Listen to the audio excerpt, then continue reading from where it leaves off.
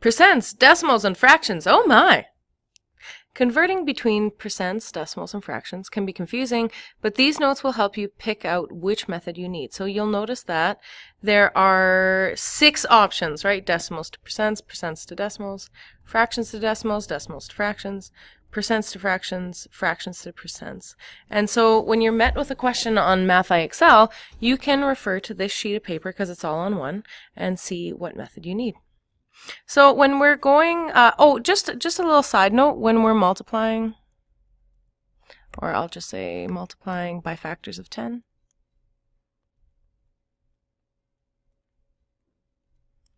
what we need to do is we need to move the decimal places to the right. So for example, if I were to say if I were to say 2.5 times 100, I would move the decimal. I'm just going to change the color. Because there are 2 zeros here, I'm going to move to the right 2 decimal places. So then that would be 250. If I'm dividing, so this goes to the right. If we're dividing by factors of 10, we move to the left. So if we say 25,625 divided by 100, well, let's just say 1,000 this time. There are 3 decimal places. Boom, boom, boom. And so what we need to do is we need to move to the left 3 decimal places. Okay, so then that would be 25.625. Okay, so that just helps us with multiplying and dividing by factors of 10. And of course, when we're multiplying and dividing by factors of 10 that are also decimal, that changes the scenario, but we'll talk about it as it comes up. So if we're going from decimals to percents, we want to multiply by 100. So for example, if I want to put 0.2 as a percent, I say 0.2 times 100%. We're multiplying by 100, 2 zeros, so that means, and since we're multiplying, we're going to create 2 decimal, or move 2 decimal places to the right. So then that would be 20%. If we have 0.0125 and want to get that as a percent, we're going to say 0.0125 times 100%. Again, 2 zeros, so we need to move to the right 2 decimal places. So then that becomes 1.25%. I want to instill in you folks that if you can have decimals inside of a percent, but this right here is in decimal form. This right here is in percent form. To get the percents to decimals, it's just the opposite. We need to divide by, divide by 100. I already had that. So for example, if I am at 25%, we say 25 divided by 100. So there are 2 zeros, so that means, and we're dividing, so we're moving to the left instead. So it would be 0.25. If we have something like 0.1%, we'd say 0.1 divided by 100. Now this is going to be a really small decimal because we're moving to the left 2 decimal places, 1 and 2. I'm just creating another 0 there. So that becomes 0.001. So 0.1% and 0.001 is the same thing. What about fractions to decimals? This is the easiest one, I think. You take the numerator and you divide by the denominator. So easy, I'm just going to give one example. 9 over 10 is just the same thing as 9 divided by 10, which is 0.9.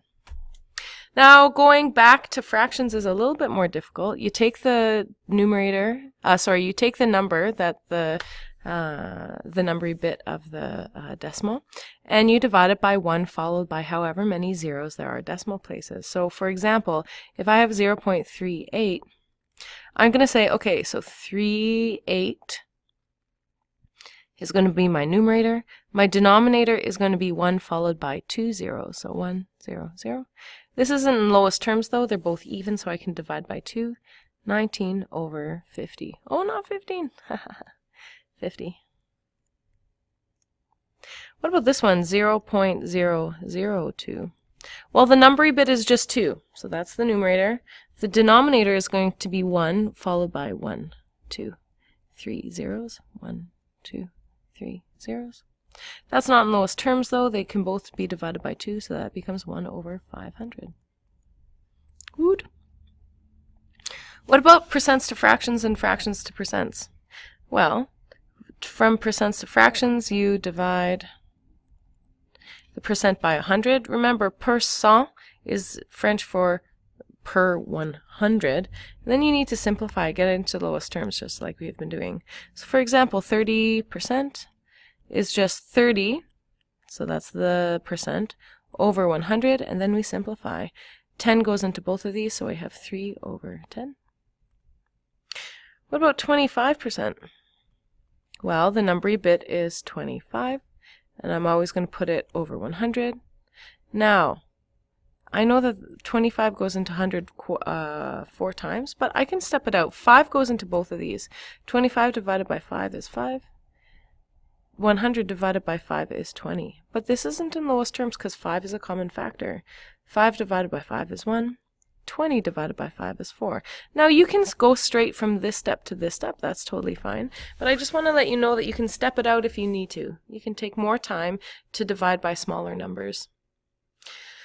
Fractions to percents, just as easy as fractions to decimals, but with an extra step. So the numerator divided by denominator, and then you multiply by 100. So for example, 7 over 12 is 7 divided by 12 times 100%, which gives us 58.3%. What about 15 over 10,000? So that is 15 divided by 10,000 times 100, which equals 0.15%. Now remember, this is a decimal. It's just a very small percentage. It's less than 1%. And last but not least, how to find the percent of something. First, you need to multiply the number by the percent, and then divide by 100. So if I were to say 78% of 52, I go 52 times 78 divided by 100.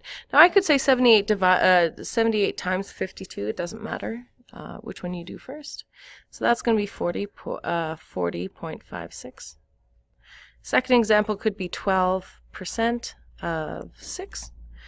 12 times 6 divided by 100 equals 0.72. So that means if I would go 0.72 divided by 6, I should get 0.12. So last but not least, let's look into the Math IXL practice.